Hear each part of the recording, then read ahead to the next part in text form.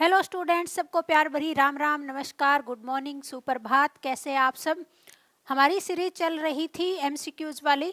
Exam के लिए बहुत ही कम टाइम आपके पास बचा है, तो जो भी स्टूडेंट 2023 में किसी भी एग्ज़ाम की तैयारी कर रहे हैं तो वो हमारे चैनल को सब्सक्राइब कर ले, ताकि हमारी आने वाली सभी वीडियो आप तक पहुंचती रहे।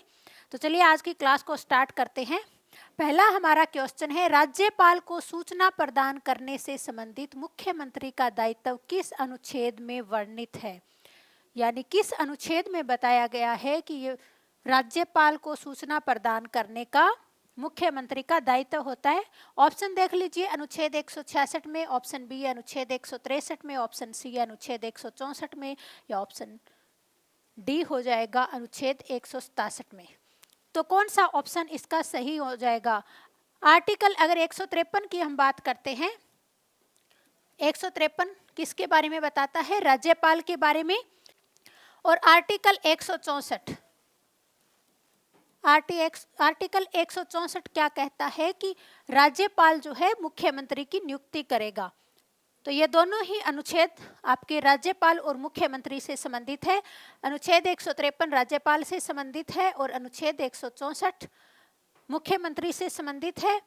अनुच्छेद 153 के अनुसार सभी राज्यों का एक राज्यपाल होगा, एक या एक से अधिक राज्यों का एक ही राज्यपाल हो सकता है। और अनुच्छेद 164 कहता है कि राज्यपाल जो है मुख्यमंत्री की नियुक्ति करेगा।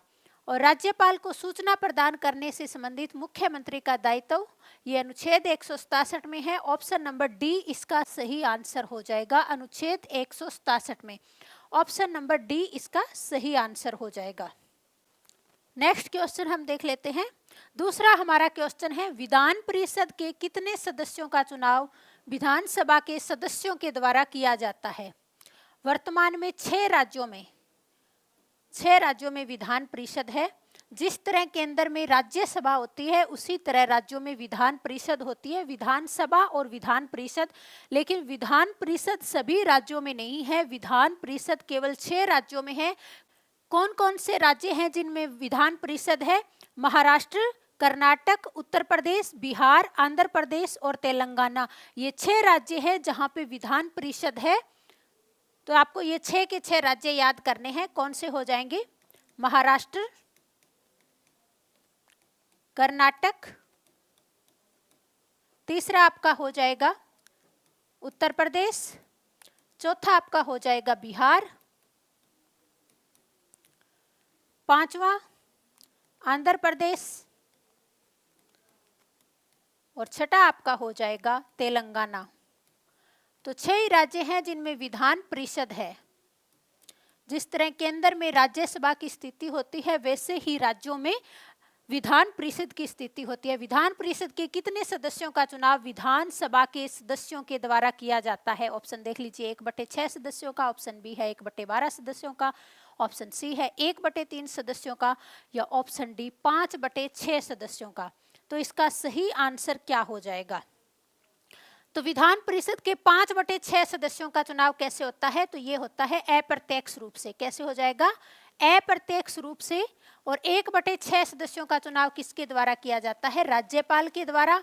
और 1/3 सदस्य ऐसे, यानी 1/3 सदस्य ऐसे होते हैं जिनका चुनाव विधानसभा के द्वारा किया जाता है। किसके द्वारा किया जाता है, विधानसभा के द्वारा। 1/3 सदस्यों का चुनाव विधान परिषद के 1/3 सदस्यों का चुनाव विधानसभा के द्वारा किया जाता है। ऑप्शन नंबर सी इसका सही आंसर हो जाएगा। नेक्स्ट हमारा क्वेश्चन है, यदि किसी विधानसभा सदस्य पर 10वीं अनुसूची के तहत 10वीं अनुसूची में क्या दिया गया है, किससे संबंधित है 10वीं अनुसूची, तो दल बदल से संबंधित है। दल बदल के आधार पर निर्भरता का मामला उठे तो कौन फैसला करेगा। सबसे पहले तो आपको यहाँ ध्यान देना है कि कहाँ पे ये दिया गया है, तो विधानसभा पर। विधानसभा सदस्य पर अगर 10वीं अनुसूची के तहत दल बदल के मामले के अंतर्गत अगर निर्भरता का मामला उठता है तो इसका फैसला कौन करेगा। ऑप्शन देख लीजिए, राज्यपाल, ऑप्शन बी है विधानसभा अध्यक्ष, ऑप्शन सी है राष्ट्रपति, या ऑप्शन डी विधान परिषद सभापति। तो अगर ये मामला विधानसभा में उठता है तो इसका फैसला कौन करेगा? विधानसभा अध्यक्ष। अगर लोकसभा में उठता है तो लोकसभा अध्यक्ष के द्वारा ये फैसला किया जाएगा, और विधानसभा में अगर ये मामला उठे तो इसका फैसला किया जाएगा विधानसभा के अध्यक्ष। तो आपको ये ध्यान रखना है कि क्या पूछा गया है, विधानसभा पूछा गया है या लोकसभा। तो ऑप्शन नंबर बी इसका सही आंसर हो जाएगा। नेक्स्ट हमारा क्वेश्चन है, राज्य मानवाधिकार आयोग के अध्यक्ष एवं सदस्यों का कार्यकाल कितना होता है?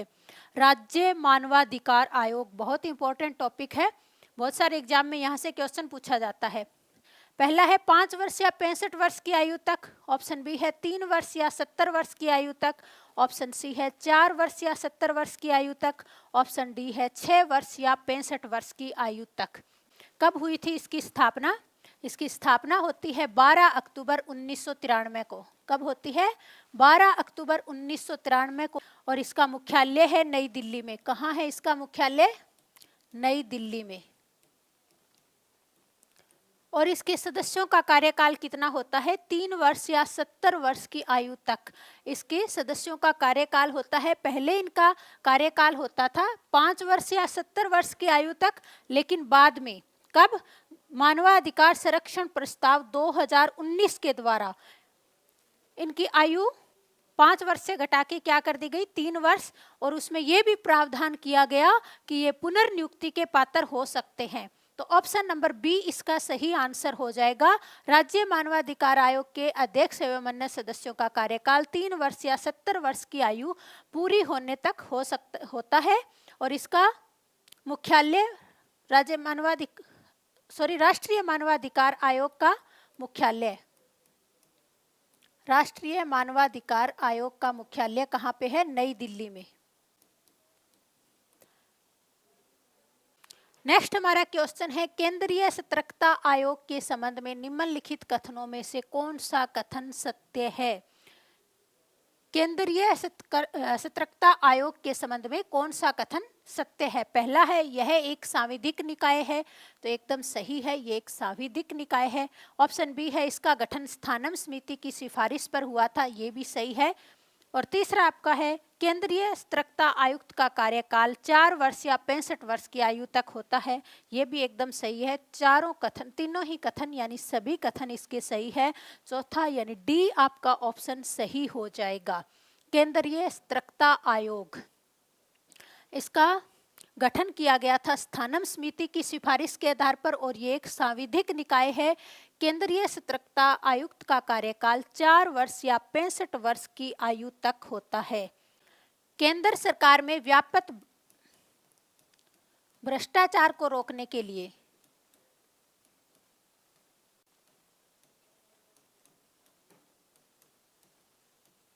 इसका गठन किया गया था।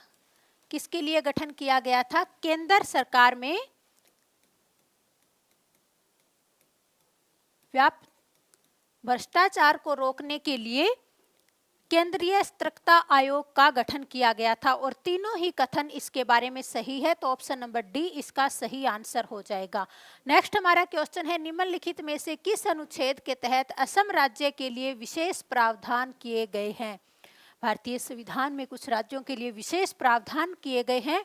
हमें यहाँ पे बताना है असम राज्य के लिए जो प्रावधान किया गया है कौन से अनुच्छेद के अनुसार किया गया है।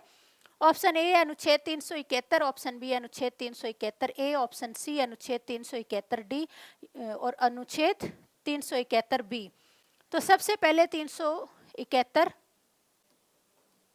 महाराष्ट्र और गुजरात के लिए, महाराष्ट्र और गुजरात के लिए विशेष प्रावधान कौन से अनुच्छेद में किया गया है? तो अनुच्छेद 371 में किया गया है। अनुच्छेद 371 ए किससे संबंधित है? नागालैंड में विशेष प्रावधान से। अनुच्छेद 300 डी ये आंध्र प्रदेश से हो जाएगा। और 371 बी में कौन से राज्य के लिए है? तो असम राज्य के लिए विशेष प्रावधान कौन से अनुच्छेद में है? अनुच्छेद 371 बी में। ऑप्शन नंबर डी इसका सही आंसर हो जाएगा। अनुच्छेद 371 बी असम राज्य के लिए विशेष प्रावधान करता है। ऑप्शन नंबर डी इसका सही आंसर हो जाएगा। नेक्स्ट हमारा क्वेश्चन है, निम्नलिखित पंचायती राज से संबंधित समितियों को उनके गठन वर्ष के काल क्रमानुसार व्यवस्थित कीजिए। बहुत ही इंपॉर्टेंट क्वेश्चन है, लगभग सभी एग्जाम में पंचायती राज से संबंधित क्वेश्चन आपसे पूछे जाते हैं। और ये जो समितियां आपको यहाँ पे दिखाई दे रही है, ये सभी समितियां पंचायती राज से संबंधित है। कौन सी समिति का गठन किस समय में हुआ था? पहली है GV राव समिति, दूसरी है बलवंत राय समिति, तीसरी है ML सिंघवी समिति और चौथी आपकी है अशोक मेहता समिति। देखिए, सबसे पहले हुआ था बलवंत राय मेहता समिति का गठन 1957 में, उसके बाद 1977 में अशोक मेहता समिति, ML सिंघवी समिति 1985 में और उसके बाद GV राव समिति ये आपकी हो जाएगी 1986 में। तो सबसे पहले किसका हुआ था? अशोक मेहता समिति का, बलवंत राय मेहता समिति का। 2, 4, 3 और 1 इसका सही आंसर हो जाएगा। कौन सी समिति का पहले हुआ था? सबसे पहले हुआ था बलवंत राय मेहता समिति का। तो चलिए नेक्स्ट क्वेश्चन की ओर बढ़ते हैं। नेक्स्ट हमारा क्वेश्चन है, राज्य मानवाधिकार आयोग के अध्यक्ष एवं सदस्यों की नियुक्ति राज्यपाल के द्वारा की जाती है, लेकिन उनको किसके द्वारा हटाया जा सकता है? राज्य मानवाधिकार आयोग, इसका पीछे अभी हमने वर्णन किया था और यहाँ पे पूछा गया है कि इनके सदस्यों की नियुक्ति किसके द्वारा की जाती है? राज्यपाल के द्वारा। आपसे क्वेश्चन ऐसे भी पूछा जा सकता है कि राज्य मानवाधिकार आयोग के सदस्यों की नियुक्ति किसके द्वारा की जाती है? राज्यपाल के द्वारा, लेकिन उनको किसके द्वारा हटाया जा सकता है? ऑप्शन देख लीजिए, केवल राष्ट्रपति के द्वारा, ऑप्शन बी है संसद के द्वारा, ऑप्शन सी है उच्चतम न्यायालय के मुख्य न्यायाधीश के द्वारा, या डी इनमें से कोई नहीं। कौन सा आंसर आपका सही हो जाएगा? राज्य मानवाधिकार आयोग के अध्यक्ष एवं सदस्यों की नियुक्ति राज्यपाल करता है, लेकिन इन्हें केवल राष्ट्रपति के द्वारा ही हटाया जा सकता है। और जिस तरह केंद्र में जो केंद्रीय मानव अधिकार आयोग है उसके सदस्यों को जैसे हटाया जाता है, वैसे ही राष्ट्रपति राज्य मानवाधिकार आयोग के अध्यक्ष और सदस्यों को हटा सकता है उसी रीति के द्वारा। ऑप्शन नंबर ए इसका सही आंसर हो जाएगा। नेक्स्ट हमारा क्वेश्चन है, निम्नलिखित कथनों पर विचार करें। ऑप्शन ए है नीति आयोग एक गैर वैधानिक निकाय है, और दूसरा स्टेटमेंट है नीति आयोग एक गैर संवैधानिक निकाय है। नीति आयोग, इसकी स्थापना कब हुई थी? जनवरी 2015 में। कब हुई थी स्थापना? जनवरी 2015 में। किसके स्थान पे हुई थी? तो ये हुई थी आपकी योजना आयोग के स्थान पे। इसके अध्यक्ष कौन होते हैं? तो इसके अध्यक्ष होते हैं समय प्रधानमंत्री, इसके अध्यक्ष होते हैं। और वर्तमान में इसके उपाध्यक्ष की अगर हम बात करें, उपाध्यक्ष कौन हो जाएंगे? डॉक्टर सुमन बेरी। कौन हो जाएंगे? डॉक्टर सुमन बेरी वर्तमान में इसके उपाध्यक्ष हैं। ऑप्शन नंबर, इसका सही आंसर कौन सा हो जाएगा? कौन से कथन सत्य है?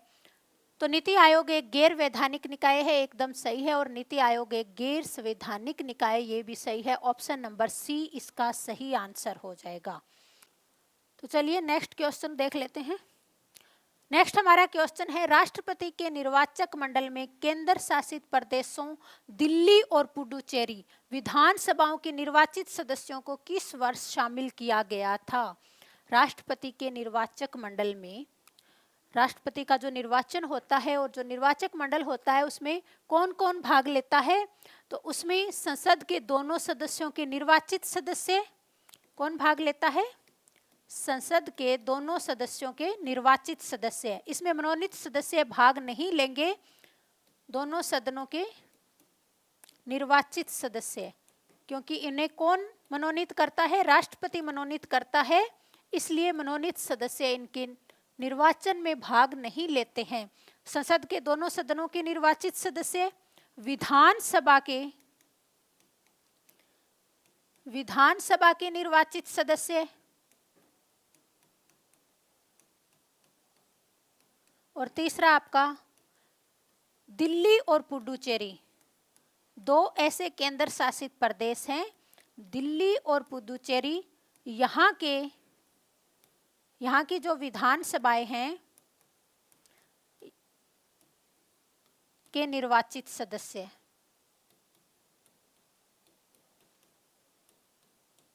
तो ये आपका राष्ट्रपति का निर्वाचक मंडल होता है।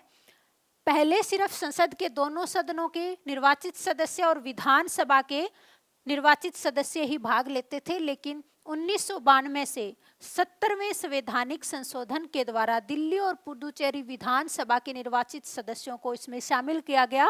70वें संविधान संशोधन के द्वारा कब किया गया था? 1992 में। ऑप्शन नंबर डी इसका सही आंसर हो जाएगा।